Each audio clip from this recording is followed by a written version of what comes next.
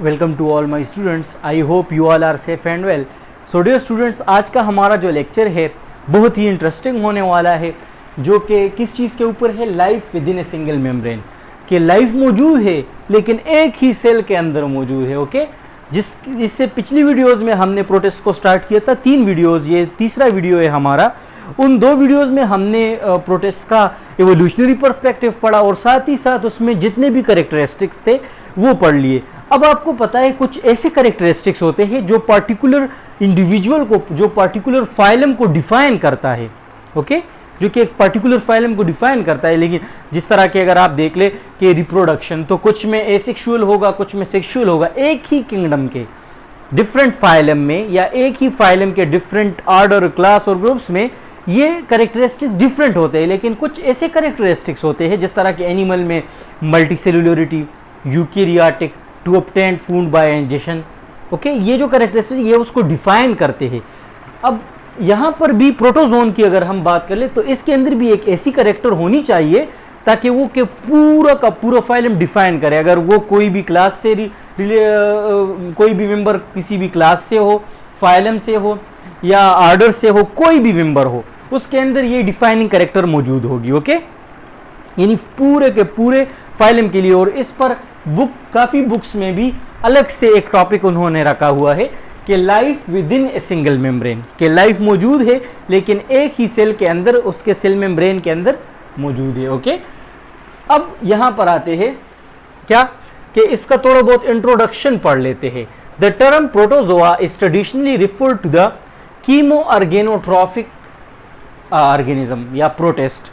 अब chemo ऑर्गेनोट्रॉफिक organism हम उन ऑर्गेनिजम्स को बोलते हैं जिन जो ऑर्गेनिज्म अपना खुराक लेते हैं ऑर्गेनिक कंपाउंड से, जिस तरह के नाइट्राइड्स हो गए या एलिमेंटल सल्फर हो गया, मैंगनीज हो गया, उनसे वो खुराक लेते हैं। तो उन ऑर्गेनिजम्स को हम क्या कहें? Chemo ऑर्गेनोट्रॉफिक organism. ओके, तो प्रोटेस्ट में ये ट्रेडिशनली उनको क्या बोलते थे?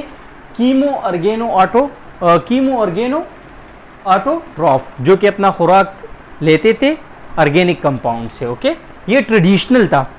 ओके, उसके बाद क्या है कि प्रोटेस्टोलॉजी। अब जो भी साइंस है प्रोटेस्टा को स्टडी करने के लिए, जो स्टडी हम करते हैं उस फील्ड को हम क्या कहते हैं? प्रोटेस्टोलॉजी बोलते हैं। उस ब्रांच को, बायो की उस ब्रांच को हम प्रोटेस्टोलॉजी बोलते हैं। फिर हमारे पास क्या है? प्रोटोजोलॉजिस्ट। अब जो बंदा, यानी जो जोलॉजिस्ट प्रोटेस्ट को आगे जाके डिटेल में पढ़े और उसका उस पर पूरा का पूरा यानी उबूर हासिल करे, तो हम उस बंदे को क्या कहेंगे? जिस तरह के जोलॉजिस्ट, जोलॉजी में जब वो आगे जाए, इसी तरह बोटनिस्ट। ओके, तो इसी तरह प्रोटोजोलॉजिस्ट हम उस बंदे को कहते हैं। इसी तरह मीनिंग ऑफ प्रोटेस्ट क्या है? प्रोटेस्ट का प्रोटोजोन का first animal, protozoan. Meaning of protozoan, यहाँ पर हम प्रोटोजोन की बात कर ले, प्रोटोजोन। तो प्रोटो का मतलब है फर्स्ट एंड जो का मतलब है एनिमल। तो फर्स्ट एनिमल लाइक, ये प्रोटोजोन जितने भी के एनिमल लाइक कैरेक्टर रखते हैं। ओके, अब क्या है जो कि डिफाइनिंग कैरेक्टर है वो हम डायग्राम से भी समझेंगे। Protozoan are primarily animal like unicellular. Animal like characteristics होते हैं। एनिमल लाइक इस वजह बोलते हैं क्योंकि जो करेक्टरिस्टिक्स एनिमल में प्रेजेंट होते हैं, जिस तरह के हेट्रोट्रॉफिक, तो ये भी हेट्रोट्रॉफिक है। तो एनिमल लाइक यूनिसेल्युलर, एक ही सेल से मिलकर बने हैं। यूकेरियोटिक, यानी इसके अंदर डिफरेंट ऑर्गेनेलीज और न्यूक्लियर एनवेलप मौजूद है। इन विच ऑल लाइफ एक्टिविटी, जिसके अंदर सारे के सारे लाइफ एक्टिविटी। अब लाइफ एक्टिविटी कौन कौन से है? रिप्रोडक्शन है, एक्सक्रीशन है, मेटाबॉलिक प्रोसेस है, होम्योस्टेसिस है। ओके, जितने भी सिस्टम्स है वो सारा कुछ इसके अंदर ही होगा, उसको हम लाइफ एक्टिविटी बोलते हैं। आर कैरीड आउट, वो होते हैं with in a single plasma membrane, एक ही प्लाज्मा मेम्ब्रेन के अंदर।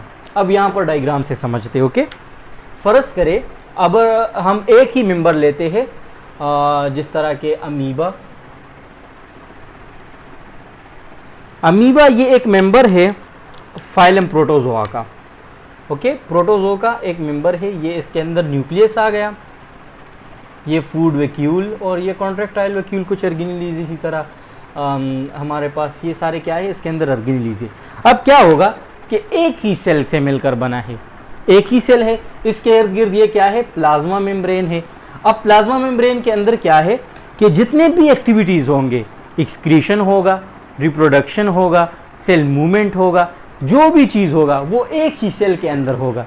तो प्लाज्मा मेम्ब्रेन के अंदर होगा, तो इसको हम क्या कहेंगे, एक ही सेल के अंदर सारे लाइफ एक्टिविटीज़ होने को हम क्या कहेंगे, प्रोटोजोन।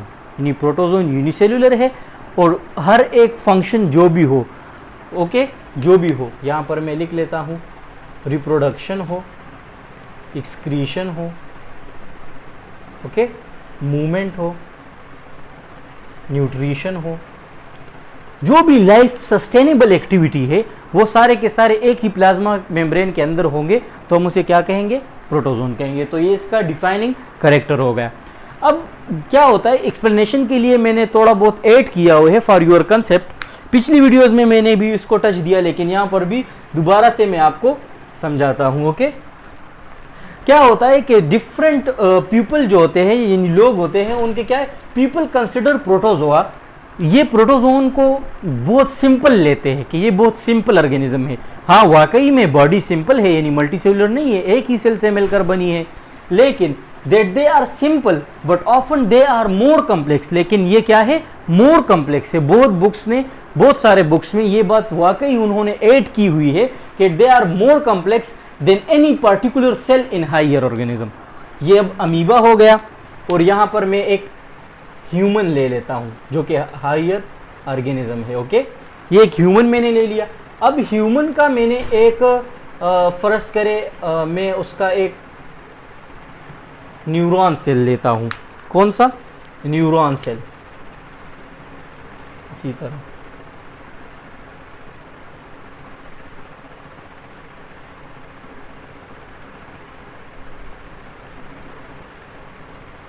अब क्या है,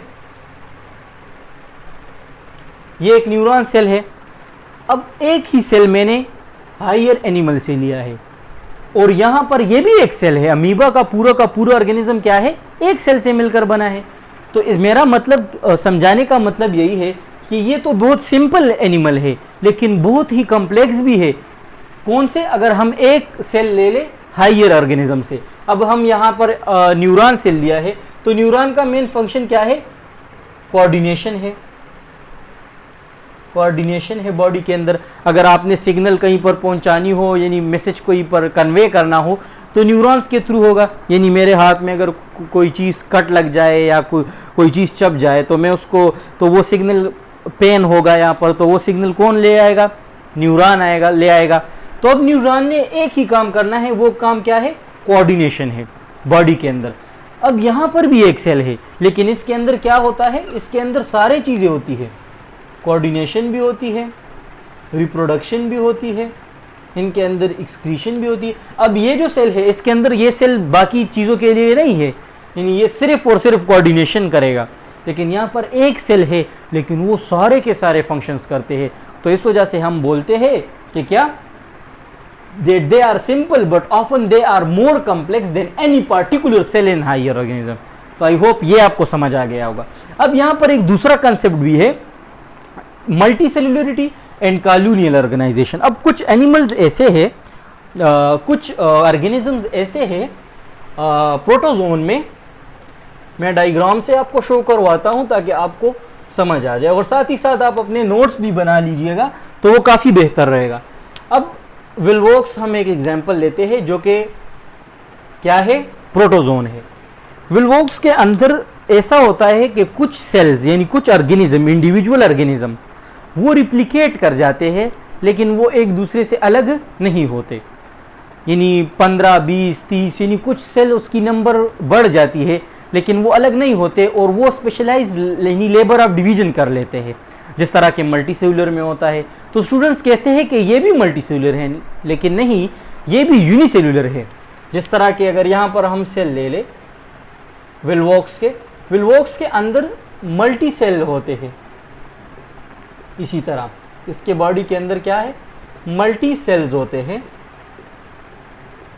अब क्या होगा कि नॉर्मली ये सेल अपने आप को आसानी आसानी से रहने के लिए कुछ डिवीजन ऑफ लेबर कर लेते हैं, यानी कुछ सेल, यानी ये 4 सेल फर्ज करे रिप्रोडक्शन के लिए है, ये कुछ सेल एक्सक्रीशन के लिए है, ओके। लेकिन मल्टी सेलुलर के अंदर और कॉलोनियल के अंदर मेन डिफरेंस भी यही है। अब क्या है कि इन सेल ने तो रिप्रोडक्शन करना है, इन्होंने एक्सक्रीशन करना है, लेकिन अगर आप इनमें से इस एक सेल को भी निकालें, यानी ये जो रिप्रोडक्शन करते हैं, तो इस सेल के अंदर सिर्फ रिप्रोडक्शन वाली कैपेबिलिटी नहीं होती कि ये सिर्फ रिप्रोडक्शन करेगा, ये इंडिविजुअल है, यूनिसेलुलर है। यूनिसेलुलर का मतलब यही है कि ऑल के सेल लाइफ एक्टिविटी पूरे के पूरे करेगा, हर एक सेल। तो ये सेल एक्सक्रीशन भी करेगा, रिप्रोडक्शन भी करेगा, और जितने भी लाइफ एक्टिविटी हो वो ये सारा करेगा। अब अगर हम ये सेल ले ले जो एक्सक्रीशन करता है, तो इस सेल के अंदर भी पूरे का पूरा ये कैपेबिलिटी होता है कि ये सारी लाइफ एक्टिविटी कर ले। यानी अगर इस एक सेल को हमने कॉलोनी से अलहदा किया है तो भी ये रिप्रोड्यूस भी कर सकता है और सर्वाइवल कर सकता है, ओके।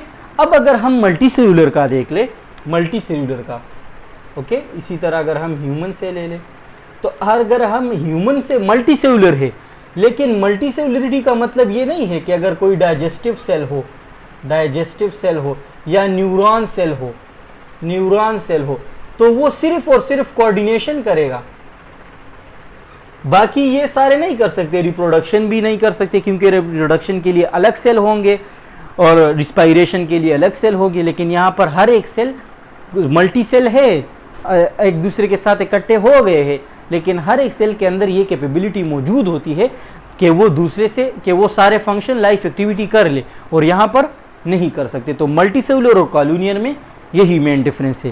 ये मैंने 2-3 मरतबा आपको समझा लिया। इंशाल्लाह अब आपको ये सब क्लियर हो चुका होगा कि what is colony, what is multi cellular and what is basically protozoan is life with in a single membrane. तो आई होप आपको समझ आ गया होगा। अगर कोई भी क्वेश्चन हो तो आप पूछ सकते हैं। थैंक यू, अल्लाह हाफिज़।